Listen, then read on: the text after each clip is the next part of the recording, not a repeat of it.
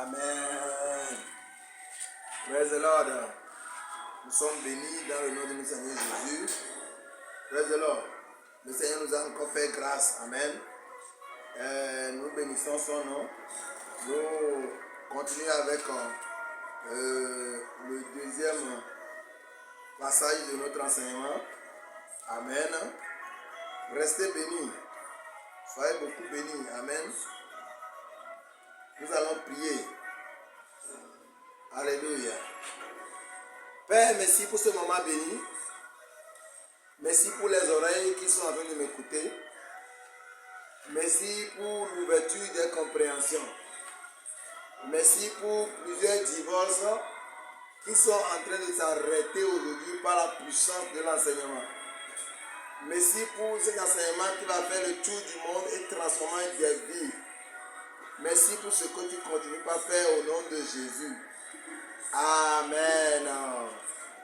Soyez bénis au nom de Jésus. Amen. Soyez vraiment bénis. Et comme nous l'avons dit, nous parlons du divorce. Et nous avons dit que le premier ministre du divorce est l'adultère. Et nous sommes en train de parler maintenant des actes qui aboutissent à l'adultère. Amen. Nous allons parler de beaucoup de choses déjà. Alléluia. Et je bénis le Seigneur pour la vie de tout chacun. Cet enseignement, nous avons envoyé déjà le premier. C'est une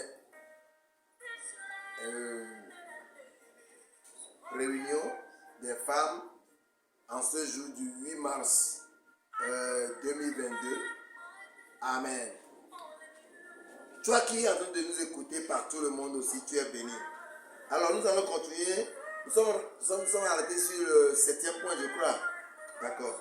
Nous sommes arrêtés sur la désynchronisation des désirs dans le foyer. Amen. N'oubliez pas que nous sommes en train de parler. Amen. Nous sommes en train de parler des vies qui aboutissent à l'adultère. Amen. Des choses que nous faisons et qui aboutissent à l'adultère. Je vous rappelle que l'homme aussi tombe dans l'adultère, la femme aussi tombe dans l'adultère. Alors quand on parle de l'adultère, les hommes croient seulement qu'on est en train de parler d'eux. Aujourd'hui, il y a des femmes qui tombent aussi dans l'adultère. Et dans les occidentaux, il y a quelque chose qu'on appelle j'ai oublié un peu le mot. Cela consiste à l'échangisme. Elle consiste à s'échanger des femmes. 5 hommes ensemble et échangent les femmes entre eux. Ils disent ok, je prends la femme de Monsieur Claude. Monsieur Claude, ta femme fait 1 mois avec moi. Et Monsieur Claude dit ok, moi je prends la femme de Monsieur Désiré.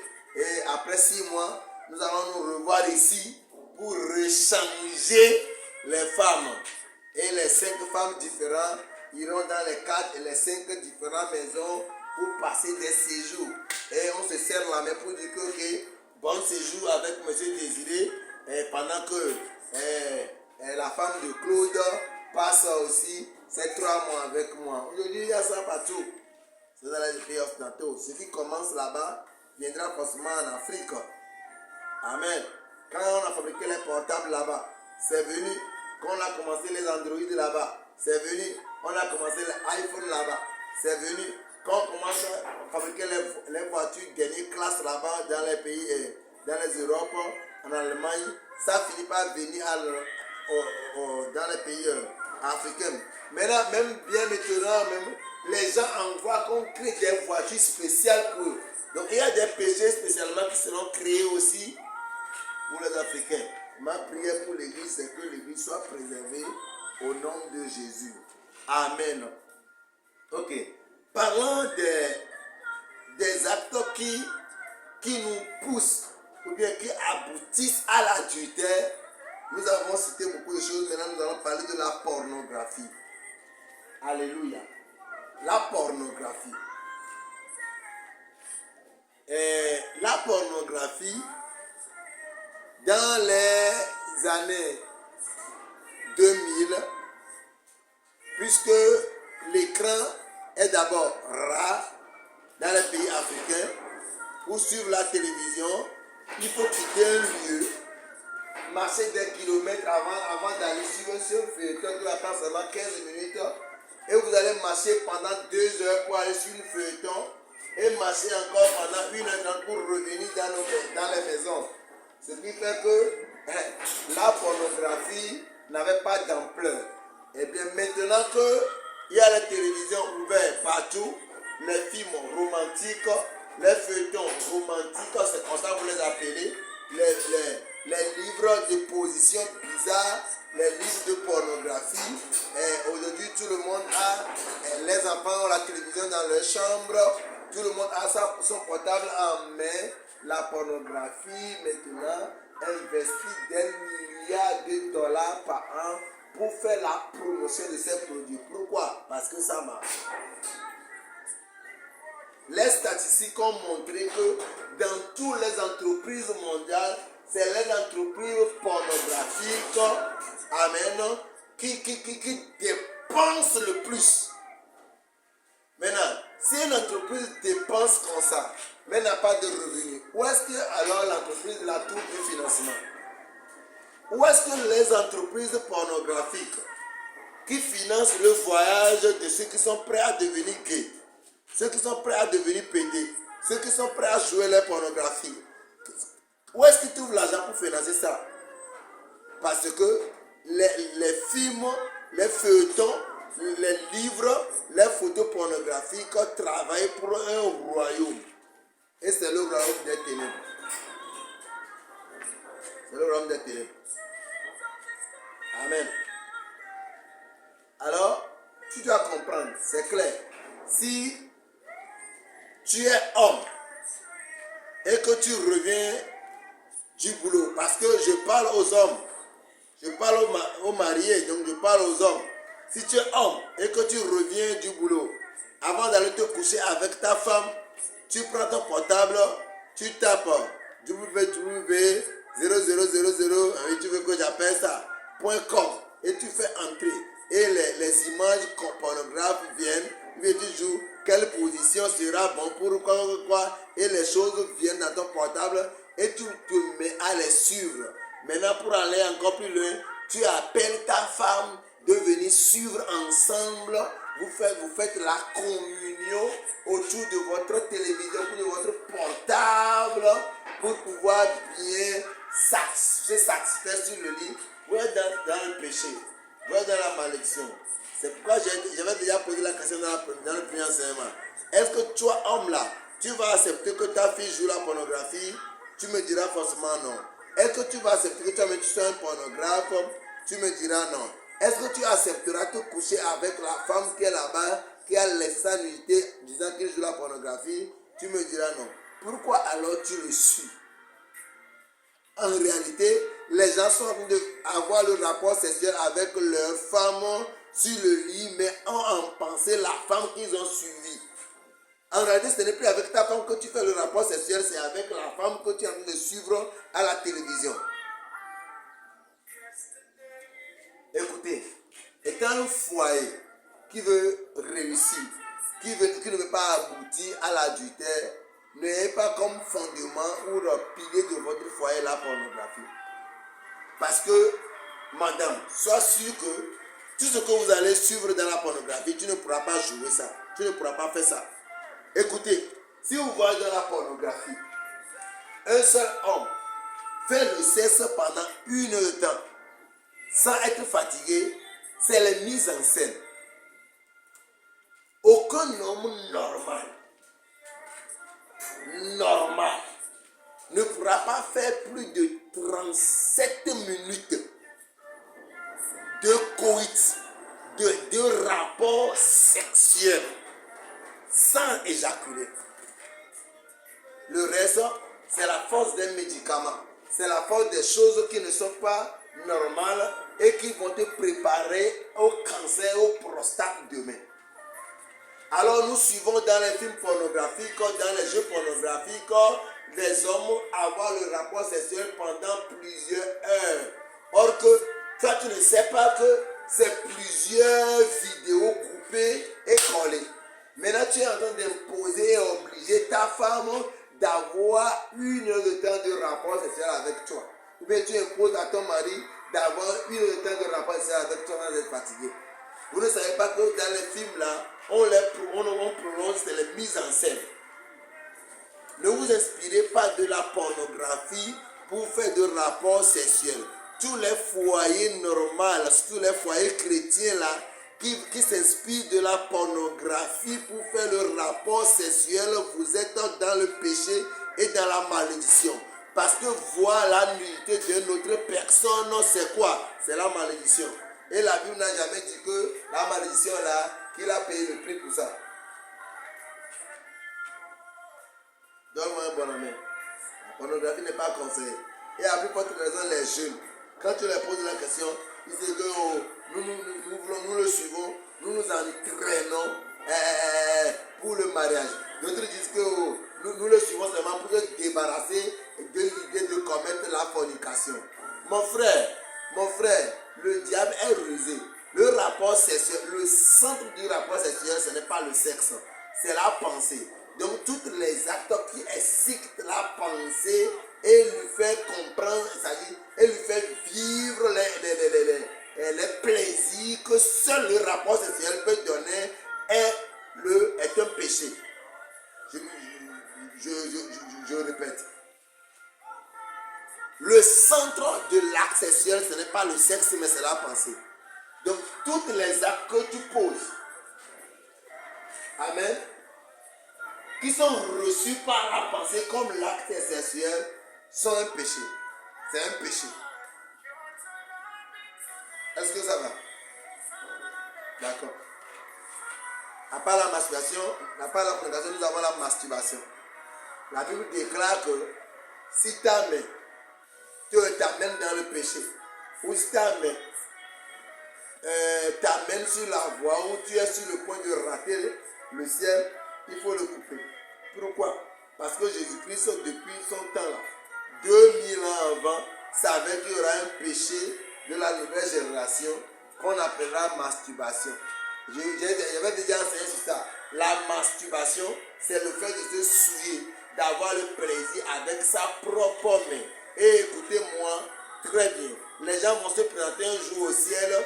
Dieu va leur dire que je ne te connais pas, mon fils. Je ne te connais pas. Tu diras pourquoi tu te... Regarde, la femme là, regarde le nom qu'on a écrit sur la femme. Et la femme, on va écrire ta main.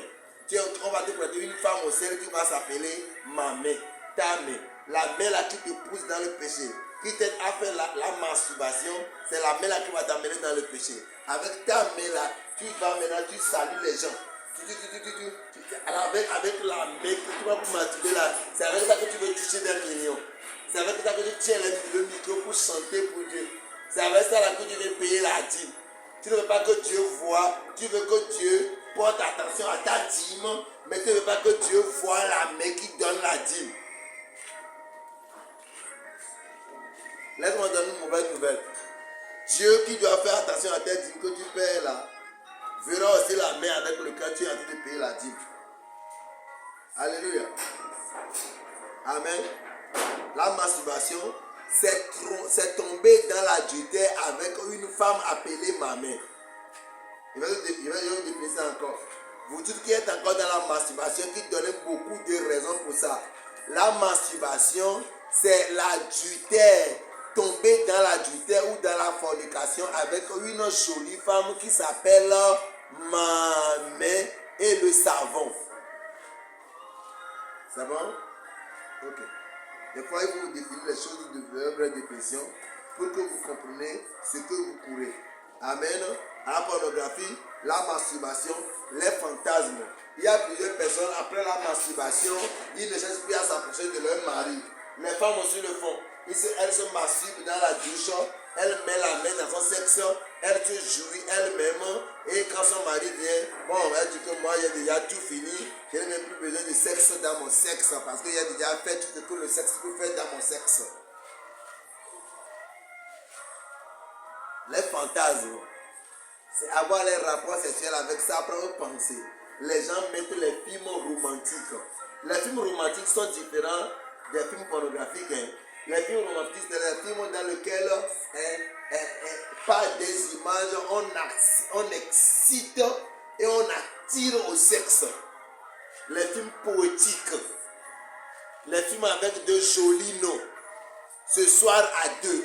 Les films comme titre, ce soir à Dieu, tête à tête, collé, et sein sur sein, vent sur vent, sexe sur sexe. Les films que vous regardez. Après avoir suivi le film là, regarde, supposons que tu es au salon et tu mets le film là et tu suis. Maintenant tu jouis déjà. Étant au salon avant même que ton mari ne se réveille, mais avant même que ton mari ne revienne du boulot, tu as déjà suivi les conneries là et que tu as déjà joui, tu as déjà vu ton plaisir.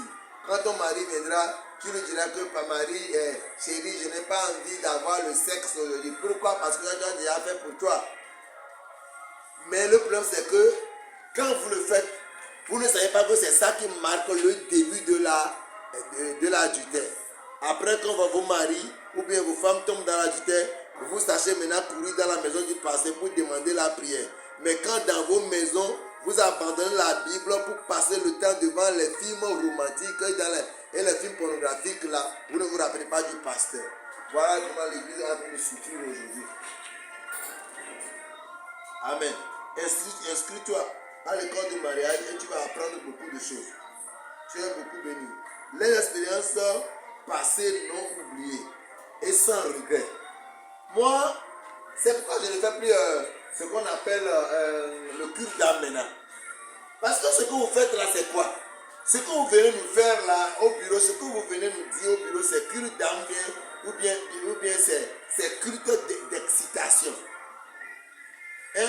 Comment quelqu'un vient au bureau, il te parle de sa vie passée, il te dit que oh, pasteur, moi là, avant quand j'étais dans le monde, j'arrivais même à avoir le rapport sexuel avec plusieurs femmes au même moment. Hein. Oh, je peux utiliser ma bouche, utiliser mon sexe, utiliser mes deux mains au même moment. Et il se lève du fauteuil et il commence pas de me montrer comment il le fait. Ah, ça c'est quoi? Je ne comprends pas. Ça c'est quel type de culte d'âme? Tu vois, pasteur, là, c'est quel type de question que tu poses? Si la personne te dit qu'il est tombé dans le péché, c'est fini. Pourquoi lui demander comment est-ce que vous avez péché et combien de fois vous l'avez fait? Tu veux faire quoi? Tu veux faire papier pour ça? Ou bien tu as besoin que tu lui envoies une lettre pour montrer comment cela a été fait pour savoir s'il va le pardonner ou ne pas le pardonner? Les expériences du passé non oubliées, non regrettées. Les gens qui sont au lit avec leur mari et qui se rappellent de leur ancienne expérience avec leur voyou copain, là, disent, oh mon mari, tu n'arrives pas à bien me satisfaire comme monsieur Roland là. Oh, monsieur Roland, déjà j'allais jouir depuis même. Il fait bien. Pourquoi se rappeler des anciennes expériences, des ex-expériences au cours des rapports sexuels? C'est pourquoi on encourage la virginité. Pourquoi? Parce qu'une femme vierge qui se marie, une femme qui n'a pas de mauvaise expérience sexuelle, va comparer son foyer avec quel passé maintenant. Il n'a pas d'expérience, il ne pourra pas comparer ce que son mari fait avec un autre. Pour lui, si ce que son mari fait, c'est le top qui doit être fait. C'est la chose qui aboutissent à l'adultère. Se comparer aux autres couples. Comparer les domaines. Le domaine sexe. Comparer le domaine conjugal, de communication. Il dit que, oh chérie, toi tu ne te débrouilles pas. Hein. Toi, tu ne fais pas d'effort. Hein. Tu sais que notre cousine là, il a payé une très belle voiture à sa femme maintenant. Toi tu es ici. Tout ce que tu sais faire, c'est le sexe. Le sexe. Le sexe. Tu décourages ton mari à cause de l'autre. Mais le problème c'est que l'autre c'est l'autre, toi c'est toi. Tu ne peux jamais devenir l'autre, ton mari ne peut jamais devenir le mari de l'autre. Arrêtez de comparer. Arrêtez de comparer vos foyers. Arrêtez de comparer vos relations avec vos expériences passées que vous ne regrettez pas là. Maintenant, dis-moi, si l'expérience passée que tu as eue avec ton ex là, si c'était bon, si tu l'as pas, pourquoi tu ne l'as pas épousé? Pourquoi vous ne restez pas avec vos ex voyous là? Et maintenant vous changez. Vous venez maintenant vers une autre homme maintenant, et un autre homme maintenant, et vous voulez maintenant comparer cette relation avec les relations passées. Soyez réaliste au moins. Soyez béni. Alléluia. Apprenez à ne jamais comparer vos foyers. Ne comparez pas les choses dans le foyer. Ne compare pas la vie du prochain avec ta vie. Cela pousse d'autres personnes à rentrer dans l'adultère. Cela les pousse à sortir dehors. Écoutez, pour commencer l'adultère là, l'homme qui veut commencer l'adultère est l'homme qui est particulier de sa maison, qui aime passer le temps dehors. Quand vous voyez un homme qui est à l'aise dehors, il passe tellement de temps dehors, il n'est jamais à l'aise à la maison. Il faut savoir que cet homme-là va finir par tomber dans l'adultère. Parce que quand il va finir par causer avec tous ses amis garçons, il y a généralement des amis filles. Et avec lequel, après avoir causé maintenant, il continue ce qui est interdit aussi. C'est pourquoi je dis aux femmes, donnez la paix à vos maris. Vos maris doivent avoir la paix avec vous à la maison. Si vous ne leur donnez pas la paix à la maison, les putes de dehors, à cause de l'argent là, créeront une paix pour eux afin de détruire vos maisons. Créez la paix pour vos femmes, vos maris à la maison. Créez la paix. Décidez de vivre la paix et la joie. Décidez de satisfaire vos maris, quelles que soient les raisons que vous êtes en train de donner dans vos maisons. Être dans un foyer, c'est mieux que de rester en l'air. Femmes, allez demander à vos amis femmes qui ont 35 ans, qui ont 40 ans, qui ont 45 ans et 50 ans sans mariage, sans être dans le foyer. Allez leur demander si c'est mieux d'être seul. Ils te diront que l'enfer qu'ils n'ont jamais voulu pour d'autres personnes, c'est avoir l'âge de se marier et de rester sans mari. Mais autre Dieu n'a pas dit que c'est un enfer. Mais les hommes ont fait de célibatariat un enfer et ils veulent vite s'échapper de l'enfer et tomber dans un autre enfer qui est le contraire du mariage. Parce que le mariage même, ce n'est pas l'enfer. Moi, je suis en enfer avec ma femme. Donne-moi un bon amen. Le premier mariage a été célébré dans le paradis. Et donc, le premier mariage n'est pas dans le paradis et Dieu va prédestiner les autres dans l'enfer. Non. Le mariage n'est pas un enfer. Donne-moi un amen. Tu es béni au nom de Jésus. Alléluia. Maintenant, nous continuons. Amen. Et il y a aussi la négligence corporelle. La négligence corporelle. Il y a des femmes qui prennent bien soin d'eux pendant que l'homme vient tous les soirs. Il s'habille correctement. Il prend soin de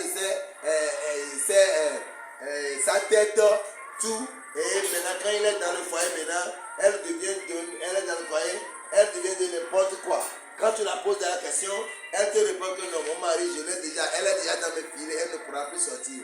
Mon frère, laissez-moi vous dire, aucun homme n'est dans le filet d'aucune femme. Aucun homme n'est dans le filet d'aucune femme. L'unique filet qui peut garder l'homme, c'est Dieu. Si ton homme ne craint pas Dieu là, ne crois pas que tu l'as déjà caché dans le filet et qu'il ne pourra plus sortir. C'est pourquoi je dis aux femmes là, vous les femmes qui à cause de vos mauvaises expériences là, vous n'entretenez pas vos seins, vous ne vous entretenez pas. C'est lorsque le mari vient seulement qui t'entretient correctement. Quand vous êtes au point de vous marier là, vous devez dire la vérité. Les maris aussi, vous devez apprendre à aller surprendre vos femmes à la maison pour voir comment elles se réveillent. Papa, maman, si tu allais chez ta femme par surprise à 5 h du matin, tu comprends. Tu allais comprendre que tu es en train de vouloir se marier à une paresseuse, à une femme très sale.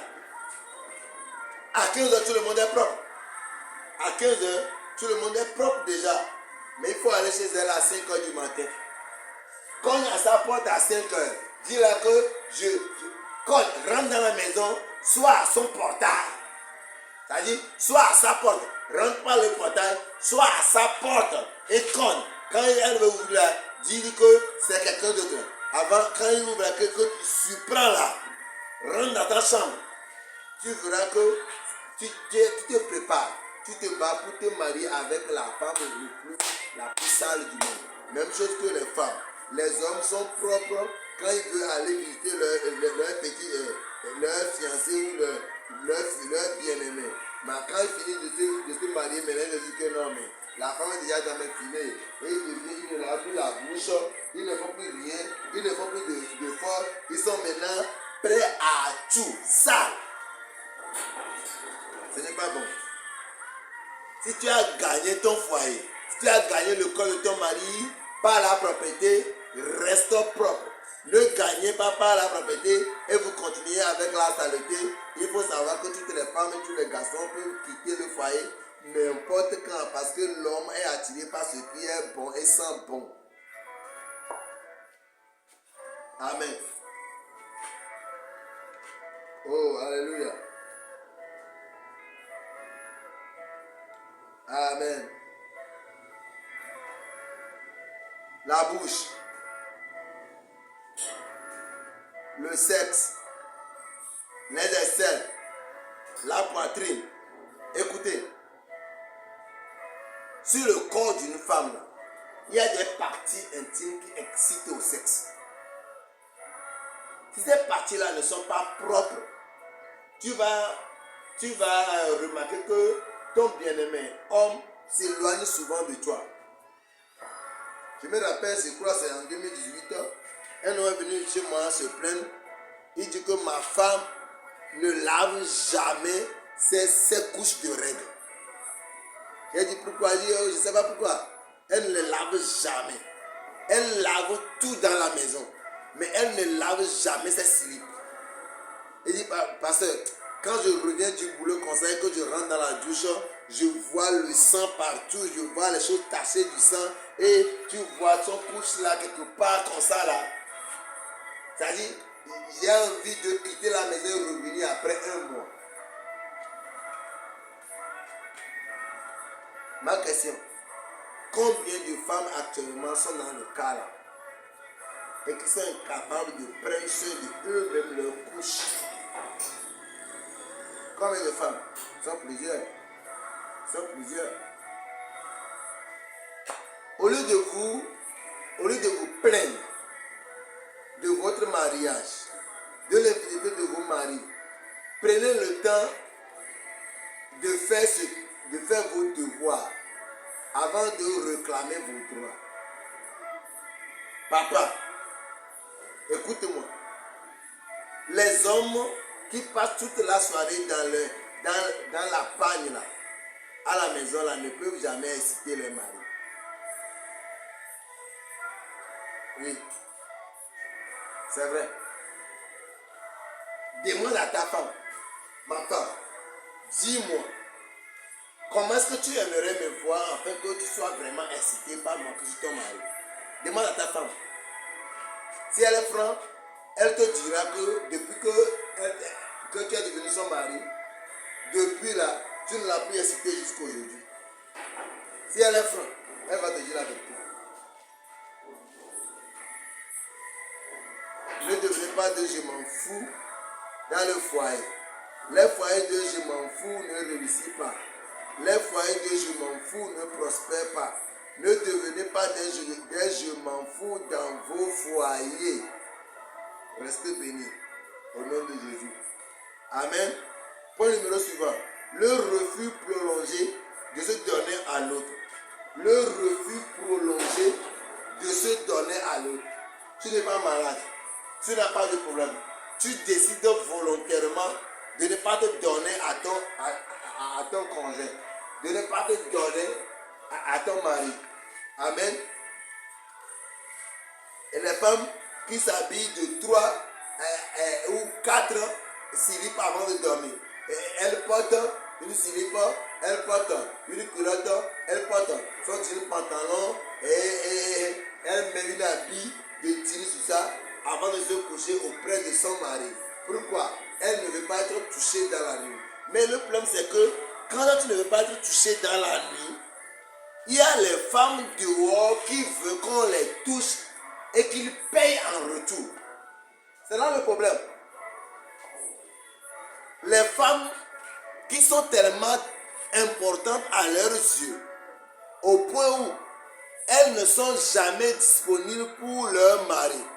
Elles ne veulent jamais que leur mari les touche. Laissez-moi vous donner une mauvaise nouvelle. La mauvaise nouvelle pour vous, c'est que il y a des femmes dehors qui veulent que ton mari le touche. Et à la fin, après l'avoir touché, elles sont prêtes à payer en plus. Ce que vous croyez caché à la maison, il y a ça dehors gratuit avec une rémunération. Vous, les femmes qui refusez à vos maris de vous toucher là, vous poussez volontairement vos maris dans la justesse sans le vouloir, sans le savoir.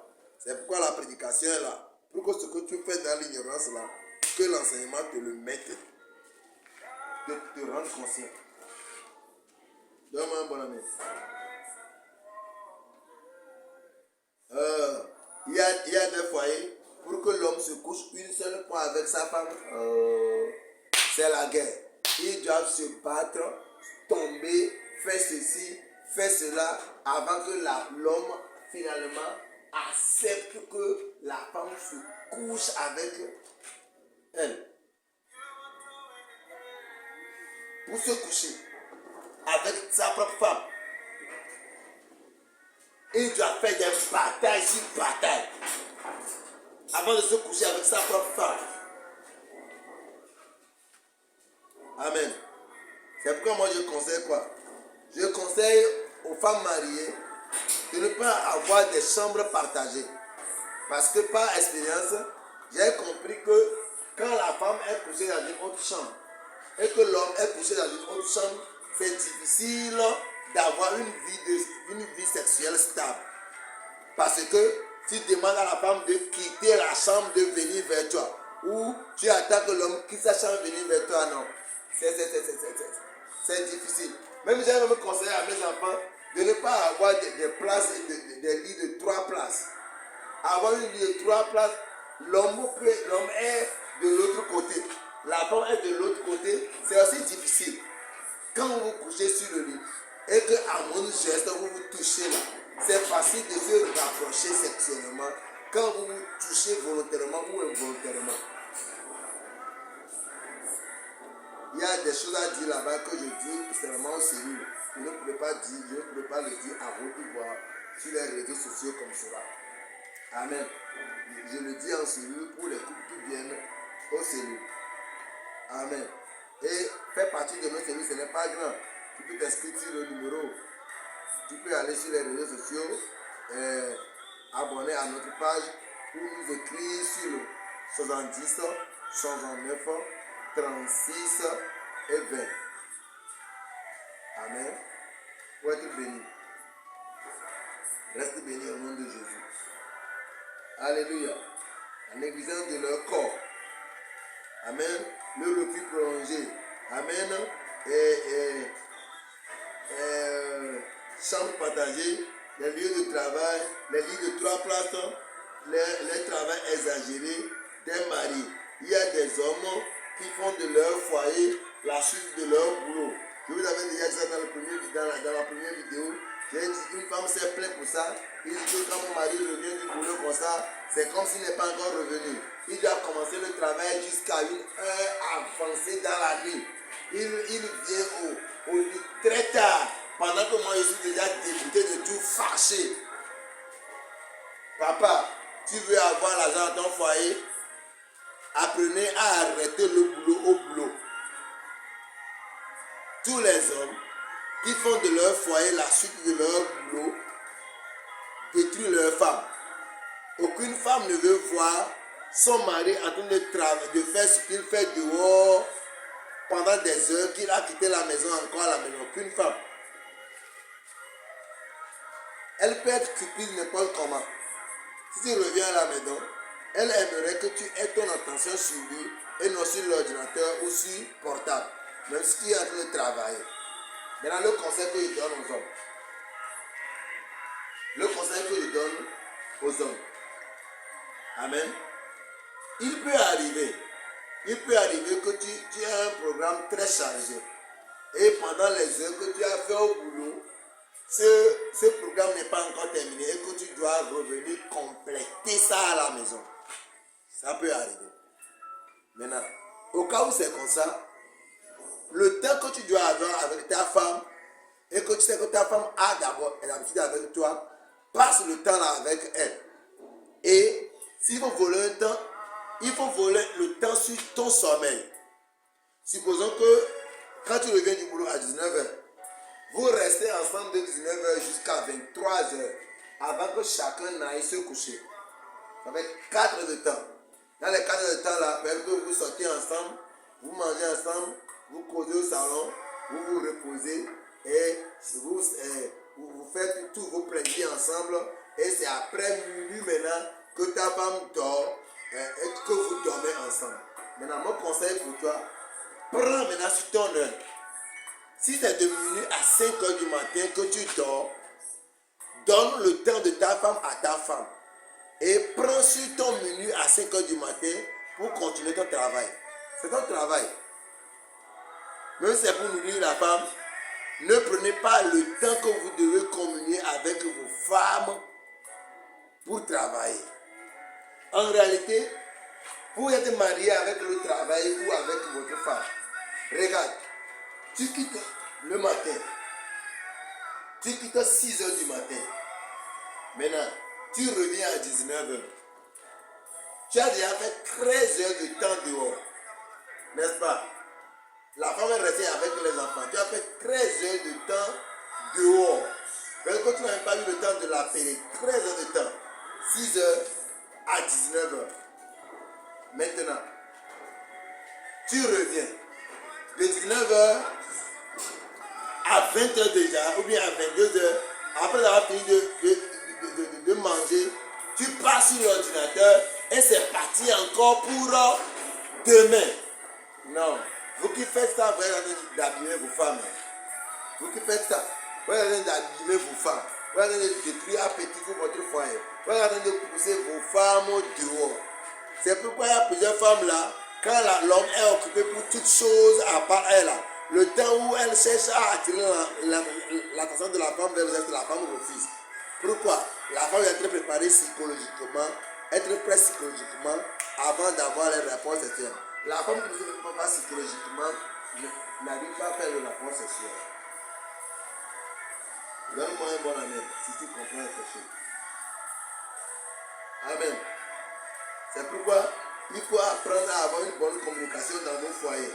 Si vous avez une bonne communication, à travers la communication, vous allez pouvoir remédier à ce problème. Amen. À ce problème de refus prolongé. Amen.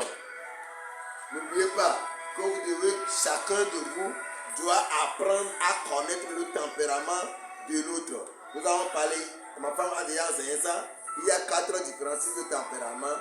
2 qui sont intravertis et 2 qui sont extravertis. Il y a des gens, ce qu'ils veulent, c'est en eux.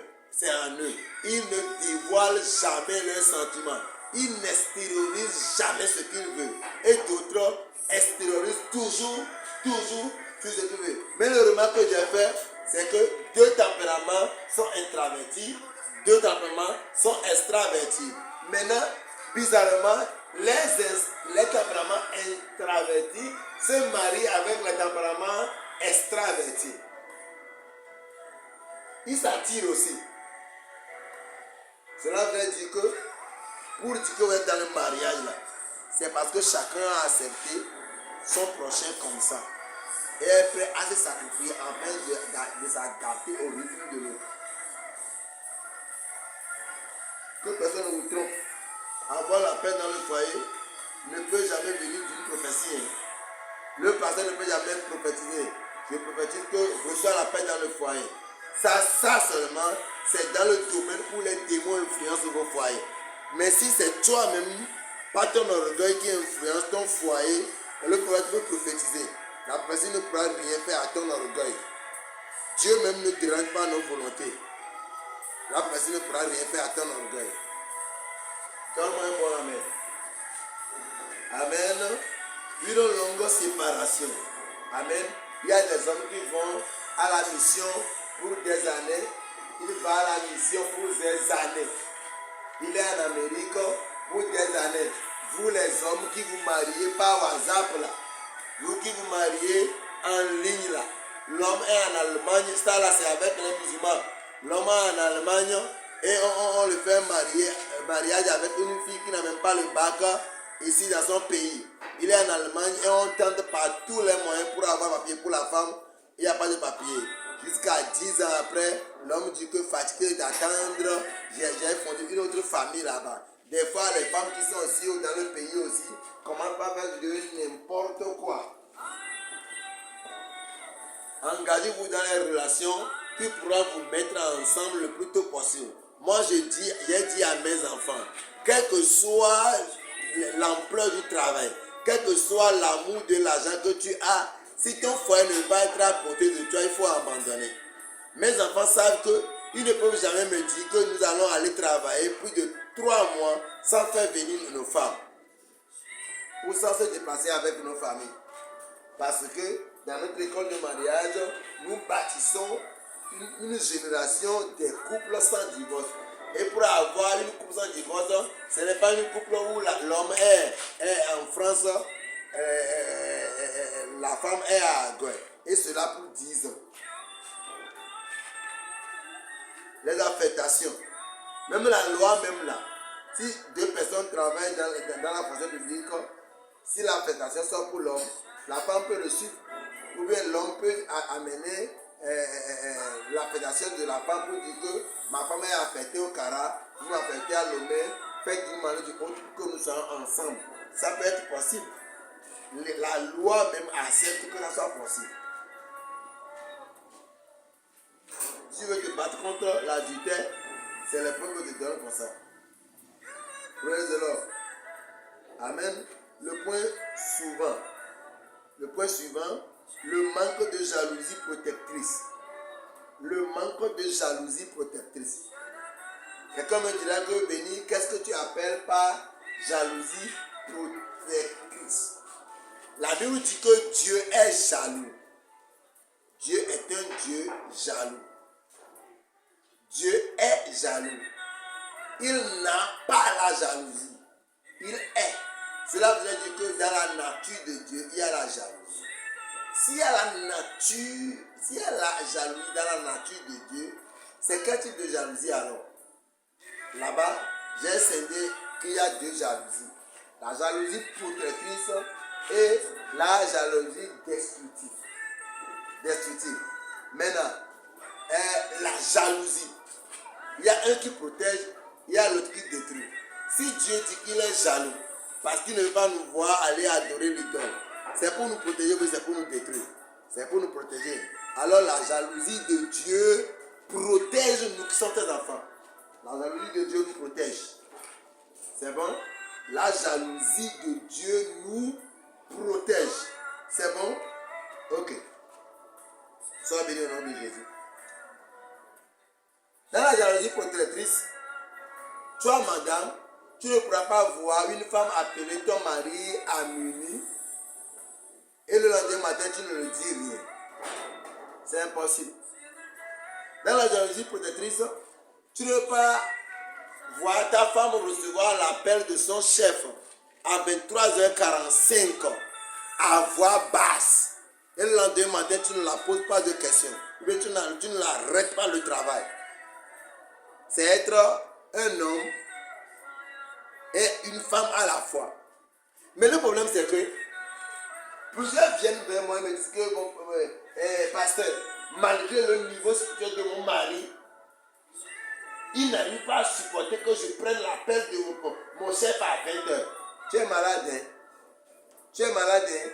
Tu es trop malade. Dieu est amour. Nous avons l'amour.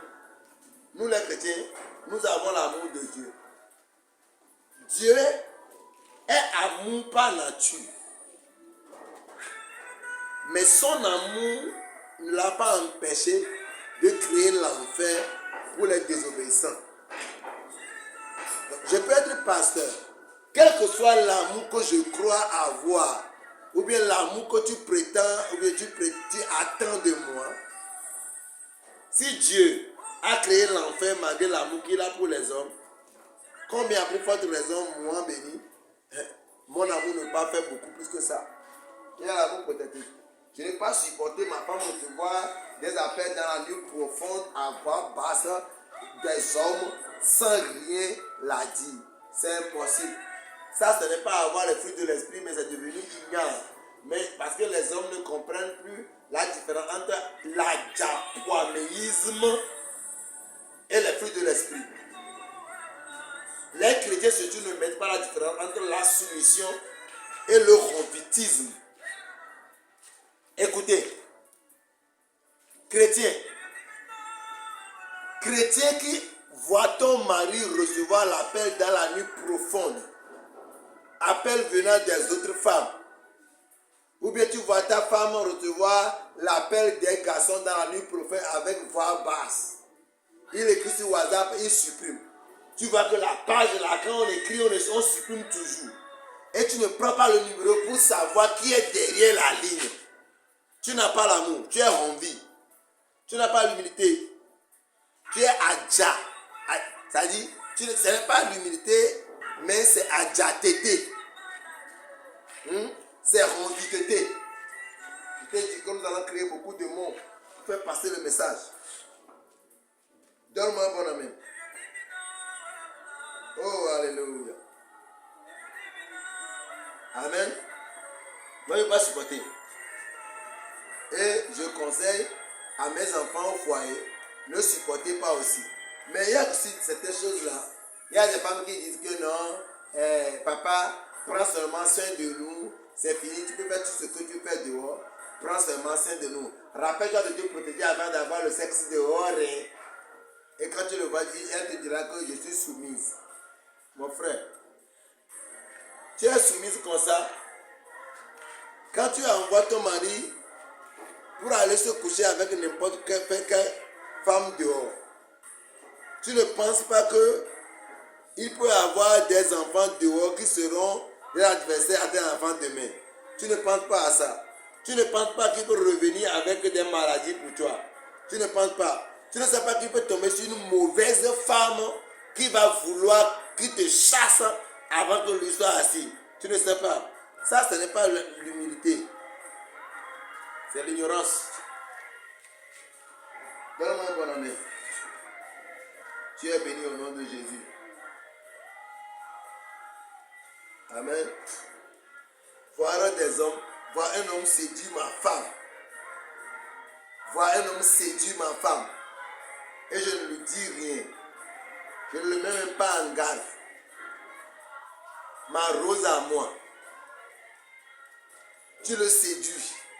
Moi aussi je suis homme. Je sais que ce que tu fais là, les cadeaux que tu offres là, l'appel que tu fais là, le message que tu envoies toujours à ma femme là, tu es en train de le séduire. Et je ne te dis rien au nom des fruits de l'esprit. Ce n'est pas moi béni. Hein. Ce n'est pas moi béni. Amen. Donne-moi un bon amen. Oh, alléluia. Nous sommes bénis au nom de Jésus. Amen. Ne vous cachez pas derrière les fruits de l'esprit pour être irresponsable. Ne vous cachez pas derrière les fruits de l'esprit pour être irresponsable dans vos maisons, dans vos familles, dans vos mariages. Ne vous cachez pas derrière les fruits de l'esprit. Soyez bénis au nom de Jésus. Il y a aussi la jalousie destructive. La jalousie destructive qui n'est pas bon. Il y a des femmes qui sont jalouses de leur mari et s'en vont au centre de prière et prient que leur mari devienne pauvre. Ça, ce n'est pas bon. Il y a des femmes qui souhaitent des mauvaises choses pour leur mari simplement parce que leur mari sont infidèles. Non, ça, ce n'est pas bon. Il ne faut pas souhaiter de mauvaises choses à ton mari parce qu'il est dans l'adultère ou parce qu'il est dans l'infidélité. Non, ça, ce n'est pas bon. Amen. Ne le faites pas. Amen. La jalousie est protectrice bénie, Mais là, j'avais eu des soucis, il détruit. Je me rappelle de l'histoire que j'avais écoutée. Je ne sais plus où je l'ai écoutée. Mais une femme qui va dans le travail de son mari, il va dire à son patron que son mari sort avec sa femme. Son mari est chauffeur. Son mari conduit, c'est son mari qui conduit la femme de son patron. Je ne sais pas. Ok. Son mari est chauffeur. Maintenant, sa femme va dire au mari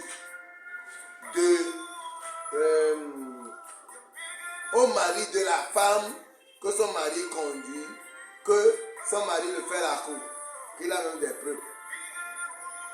Maintenant, non seulement le travail est gâté, l'homme a été piégé par son patron et enfermé pour 11 ans de prison.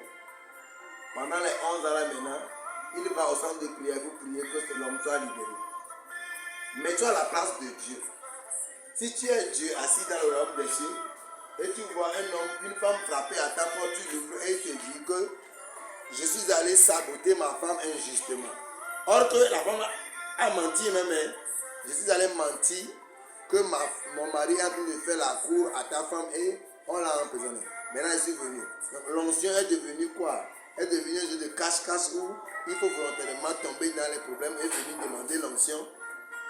C'est lorsque j'étais encore petit dans le ministère que j'étais excité. Je voulais voir les anges travailler, que je priais pour tous les domaines. Maintenant là, il y a des gens qui viennent à l'audience même, je les chasse. Je ne les chasse pas pour prier avec eux après. Je les chasse et je n'ai plus d'autres rendez-vous avec eux. Surtout si la personne est déjà chrétienne, a écouté beaucoup de prédications et décide volontairement de faire ce qu'il veut. Comme peut-être il reviendra prier. Il le pasteur est là pour l'aider dans la prière. C'est pourquoi elle va faire ce qu'elle veut. Il va faire ce qu'il veut et revient. Il y a des hommes qui font de n'importe quoi, ils reviennent, ils ont la maladie, ils reviennent pour demander la prière. Il faut savoir toi-même prier pour le faire. Point numéro suivant, c'est le point numéro 18 là. La naïveté. La naïveté. Les chrétiens avec les fruits de l'esprit. Et il y a les femmes qui sont naïves. Les femmes qui sont naïves. Pendant que ton mari te faisait la cour, tu sais que ton mari n'arrive pas à supporter les seins. Tu sais que ton mari n'arrive pas à supporter les cuisses. Tu sais que ton mari n'arrive pas à supporter les grosses fesses. Maintenant que tu l'as épousé, tu vas à Cara maintenant, tu vas prendre une fille noire. Elle est noire, je ne refuse pas, hein, mais tu l'amènes avec une noire, mais avec une grande sein et une grande fesse. Tu sais que ton mari n'arrive pas à supporter les gros seins. Ton mari n'arrive pas à supporter les grosses fesses. Maintenant, ta naïveté te pousse à chercher une servante avec grosses fesses, gros seins à la maison. Tu es naïf. Maintenant, tu vas au boulot, tu reviens à 20h. Maintenant, tu appelles la fille. Dresse le lit pour mon mari, pour moi, pardon. Rappelle-toi de le servir à manger. S'il te plaît, il ne faut pas oublier de mettre l'eau dans la douche pour lui.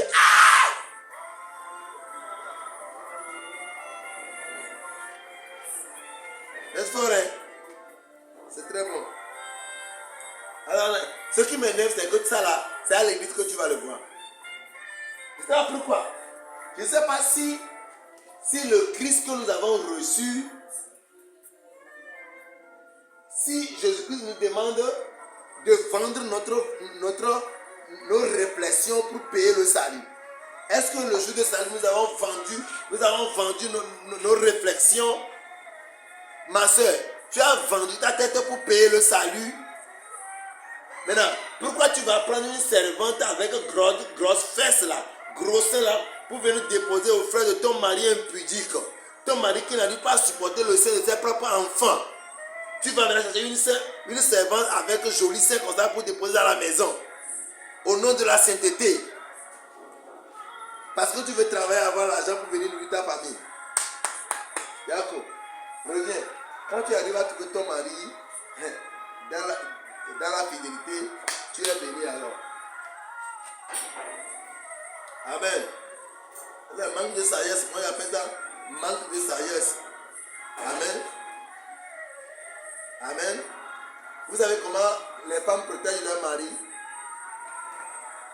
Vous savez comment? Et ta femme, je vais te donner un secret. Je vais te donner un secret. Vous savez comment tu peux protéger ton mari? Si tu as remarqué que ton mari aime trop regarder les seins, comment tu vas le protéger? D'accord. Si tu sors avec lui et que tu vois une femme qui a exposé ses seins, ne permets pas que cette femme-là serve ton mari. Parce que dans les bars là, dans les sorties là, il y a des jeunes filles, des petites femmes qui s'exposent.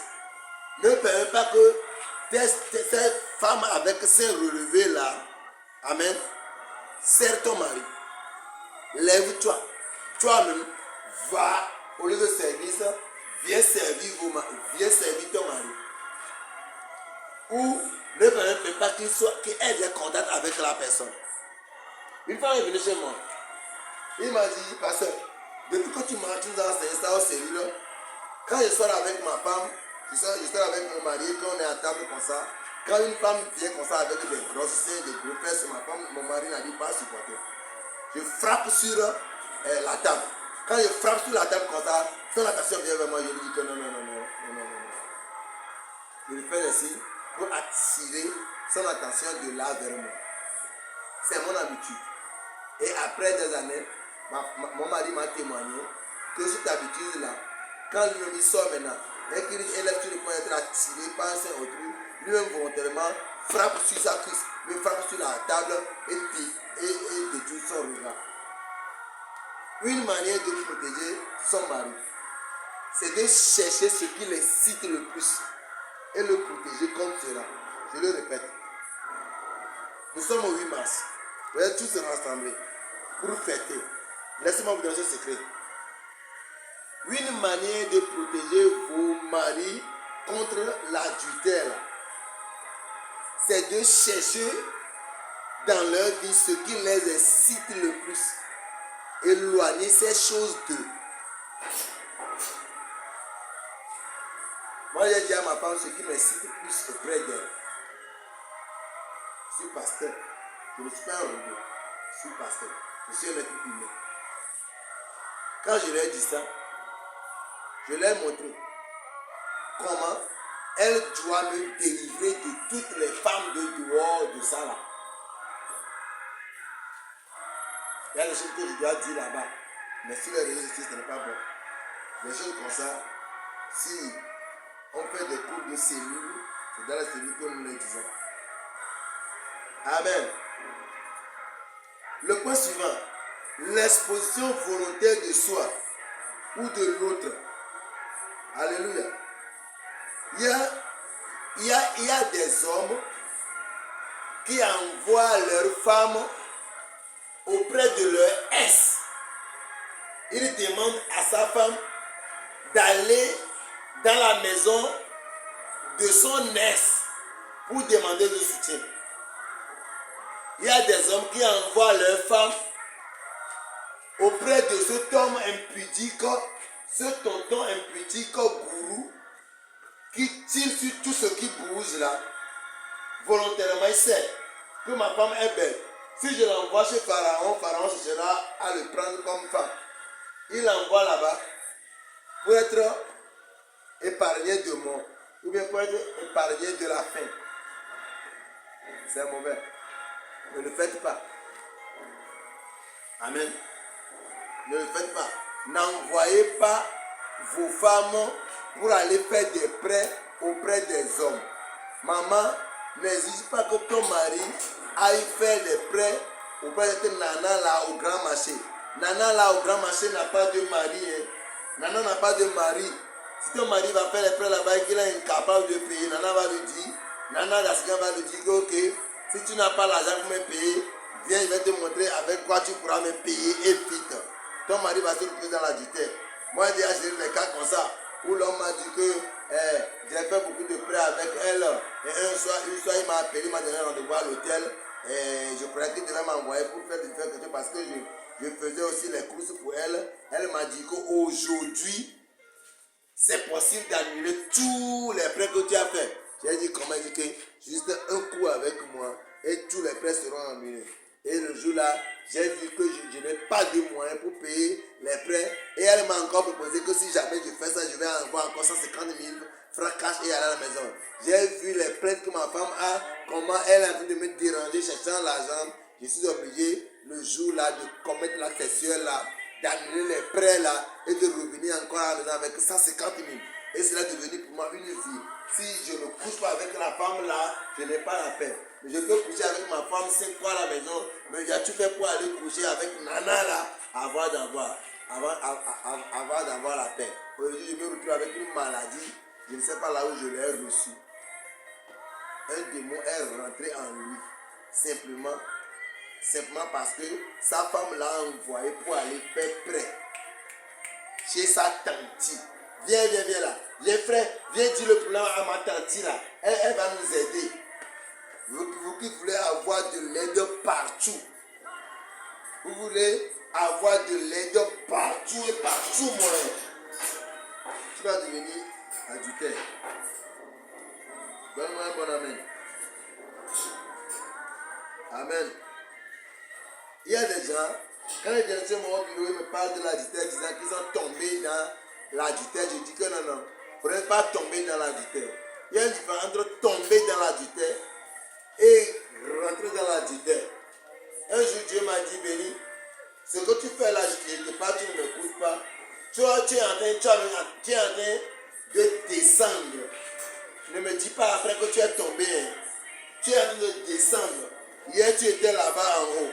Tu voulais faire le pas. Je t'ai dit que si tu le fais, tu vas aller, tu vas t'écrouler. Tu ne m'as pas entendu. Tu as déjà jusqu'à 5 pas. Il reste 7 pas, 3 pas seulement. Tu vas atteindre la terre. Tu ne me dis pas après que tu es tombé. Hein.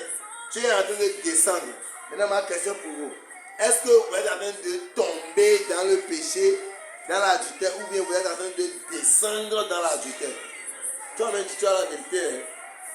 Sois franc avec toi-même. Alléluia.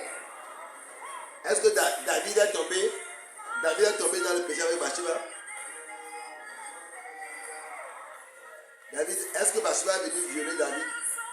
Non. Eh bien, Bathsheba va aller dire que c'est lui qui est tombé dans le péché. David l'a appelé. Elle a pris le temps de marcher jusqu'à venir. Elle a été reçue d'abord dans le palais royal avant de rentrer dans la chambre à coucher. Ils ne sont pas tombés. Ils sont eux-mêmes volontairement rentrés dans le péché. Je me pose la question. Est-ce qu'en ce moment précis là, c'est l'Éternel qui a tué le berger de David quand il planifiait l'adultère avec Bathsheba? Quand il planifiait tuer Uri pour avoir 100% la femme d'Uri là, c'est Dieu qui était tué son berger. Détrompons-nous, dites-nous la vérité. Si nous-mêmes nous rentrons dans les ombres de vallée de la mort, nous devons reconnaître. Là où tu te trouves actuellement, c'est Dieu qui t'a amené là-bas, bien c'est toi-même. Dis la vérité, ce n'est même pas un démon. Dis la vérité. Le mariage dans lequel tu es actuellement, dis la vérité. C'est Dieu qui t'a amené dans le mariage ou bien c'est toi-même. Ou bien c'est un démon. Pour soulager nos consciences, on dit que c'est un démon. C'est l'esprit de famille. L'esprit de famille, nous on ne se marie jamais avec les jeunes. On tombe toujours sur les hommes mariés. Et les hommes mariés là au début nous trompent d'abord. C'est pas ça qu'il avait dit que j'ai trouvé un homme responsable avec une voiture. Tu n'as pas eu le temps de lui demander s'il a une femme ou il a des enfants. Non? Tu es béni. Alléluia. Oh, praise the Lord. Alléluia. Nous sommes bénis au nom de Jésus. Amen. La surdité et l'insensibilité au signe de l'autre. Vraiment, ce passage est très important. La sensibilité et la surdité au signe de l'autre. Il y a des femmes qui reviennent du boulot et disent que chérie, Je vais te causer quelque chose là. Aujourd'hui là, Et le mari lui dit, moi je te dis, cause-moi, c'est quoi? Et il dit, je te dirai ça après. Après, il dit que, chérie, j'ai eu une mauvaise expérience aujourd'hui au boulot. Je vais te causer, mais après. Maintenant, tu n'exiges pas d'écouter. Quand ton mari te dit que, ma chérie, tu vois, ton ami là, ton ami là qui vient là, Charlotte là, Charlotte là qui vient tous les jours là, tu ne laisses pas comprendre pourquoi on dit Charlotte, Charlotte, Charlotte, Charlotte. Tu sais que Charlotte a piqué le numéro de ton mari dans ton portable et a commencé par l'envoyer des petits cœurs qui font constat la nuit. Tu ne sais pas. Tu ne sais pas. Parce que tu es sourd. Tu es insensible à ton mari.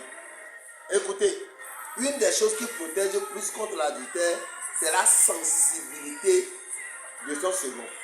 Moi, là où je suis là, si quelque chose va m'arriver, ma femme rêve. Quand j'étais dans le domaine, quand il y avait mon entreprise d'agence de voyage qui travaillait, ma femme me prévenait chaque fois de mes clients que je dois avoir. Des fois, elle m'appelle le matin et me dit que chérie, là maintenant je me suis couché aujourd'hui là. Tu as des rendez-vous aujourd'hui? Elle dit oui, il faut annuler plusieurs. Soit je dis pas l'esprit, annule les rendez-vous. C'était de plusieurs rendez-vous. Quand elle me dit ça, je me réveille en moi. Il y a plusieurs révélations que ma femme a eues. Elle m'a dit, avant même que la chose ne se passe. Il y a des choses que je rencontre au boulot. Quand je viens, je n'ai pas le temps de causer de ça à ma femme. Et après des mois, elle a des révélations comme ça. Cela veut dire que ce que je ne la dis pas, mon Dieu va la dire après. C'est vrai quoi? Parce qu'on a même chair, même esprit et même âme. De la même manière, si je suis dans l'insécurité conjugale, elle sentira. C'est à elle de me dire que chérie, tu voyages toujours. Mais cette fois-ci là, je préfère que quand tu voyages là, il faut plutôt loger dans la maison de la maman là. Quand tu voyages cette fois-ci en Afrique du Sud là, va rester à l'hôtel. La maman là, ne te loge pas là-bas. Pourquoi? Parce que la maman veut te piéger avec sa jeune fille là. Ça peut arriver. Mais combien de personnes sont sensibles et peuvent conduire leur mari? Nous avons du travail à faire. C'est pourquoi le mariage, ce n'est pas seulement le sexe, c'est aussi la prière. Amen. J'ai 45 points, mais je suis encore sur 18 jusqu'à présent. Amen. Manque de prière et de méditation en famille. Alléluia. La méditation met à jour la parole de Dieu dans votre maison. C'est difficile à un homme de commettre l'adultère aujourd'hui quand le matin vous avez lu la parole de Dieu qui le responsabilise avant qu'il ne parte. Avant de partir le matin, lui-même il lit la parole de Dieu, il dit que l'homme doit aimer la femme et doit être prêt pour sacrifier sa vie pour elle. Et c'est le jour-là que une femme pute veut la faire tomber dehors. Écoute, la parole que vous avez lue le matin, que vous avez médité, va au moins la garder le jour-là. Donc si vous êtes dans le foyer et que vous êtes des chrétiens surtout, vous n'avez pas de vie de communion, vous n'avez pas de vie de méditation de la parole de Dieu, vous tous devez être exposés à l'attaque du diable. Le foyer chrétien qui ne prie pas, qui ne met pas à jour la prière dans son foyer, n'est pas dans la sécurité. Tu veux être en sécurité au foyer, mets à jour tout le temps la méditation et la prière dans ta maison. Donne-moi un bon amen. Amen. Cet enseignement sera disponible bientôt en vidéo. Si vous allez sur les réseaux sociaux, connectez-vous sur Béni Badekpe sur YouTube et tapez le gouvernement du divorce. Vous allez avoir les enseignements. Amen. Ça va être beaucoup béni. Après ce passage, quand nous allons parler de l'adultère, nous allons parler aussi des autres membres du gouvernement du divorce.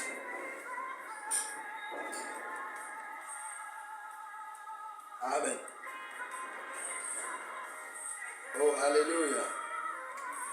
Amen. Pour vaincre le péché, il faut être un homme spirituel. Amen. Quelle que soit l'hierarchie, quel que soit ta discipline, si tu n'ajoutes pas la prière et la méditation dans le foyer, tu ne pourras pas être un homme que tu rêves à être. Il y a plusieurs hommes qui rêvent être de bons maris pour leurs femmes, mais ils finissent par devenir des mauvais. Pourquoi? Il veut, mais il n'a pas la force et la capacité de l'être. Alléluia. Une famille qui n'est pas dans la sanctification et dans la consécration ne pourra pas vaincre le diable. Le diable n'a pas peur de Jésus. Le diable a peur des impacts que Jésus-Christ a sur toi-même. Si Jésus-Christ que toi-même tu as reçu ne t'effraie pas, ton Jésus ne pourra pas effrayer le diable. Quelqu'un est venu chez moi me posant la question sur mon suivi.